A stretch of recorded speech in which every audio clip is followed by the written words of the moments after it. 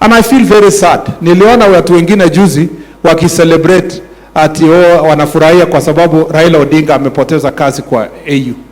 Nyinyi hamjui ni nini mnaongelelea. Kama tungepata yeye akuwe chairman wa AU, ingesaidia professionals wengi sana wa Kenya kupata nafasi kufanya kazi katika continent ya Afrika na katika dunia mzima. Mimi mwenye nimewahi tembea na nikafanya kazi huko nje kidogo, ni kwamba ukiona wakati Kofi Annan alikuwa Secretary General ya African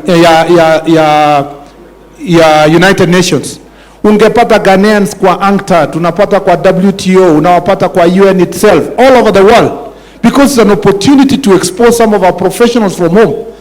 We just see things using mountains and valleys and rivers and sea. We do not see the bigger picture. That's why you saw some small-minded people celebrating that loss. It was a painful loss for our country. It was not about Raila Odinga. It was not about William Ruto. It was about the Republic of Kenya. And there is a disease that has permeated our country. A disease that always looks things in the prism of politics, not about national interest.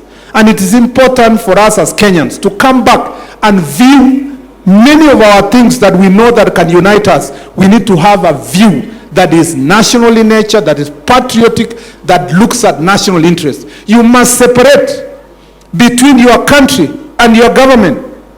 You must understand what is it that is good for my country, even if it is good for your political opponent. You support that.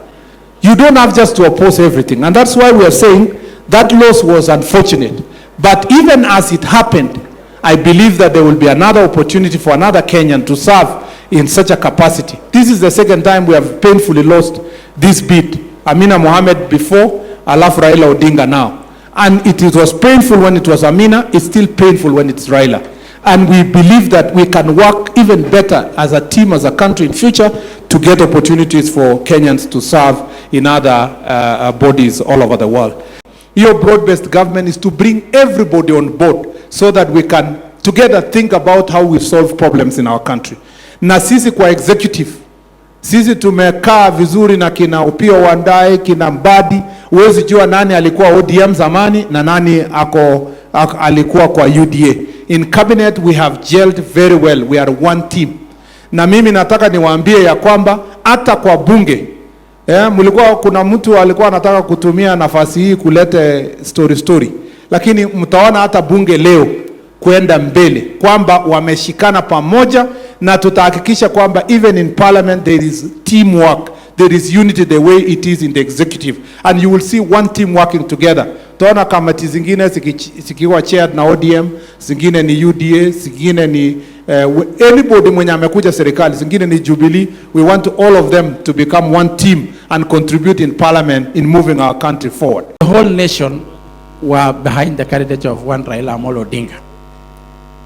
In candidature of Raila Amolo Odinga, Kenya had a strong candidate, a top Pan-Africanist, a leader who is very progressive, a Democrat, a leader who had the interest of Africa at heart.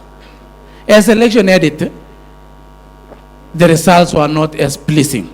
We lost. But in that losing, something was born in Addis.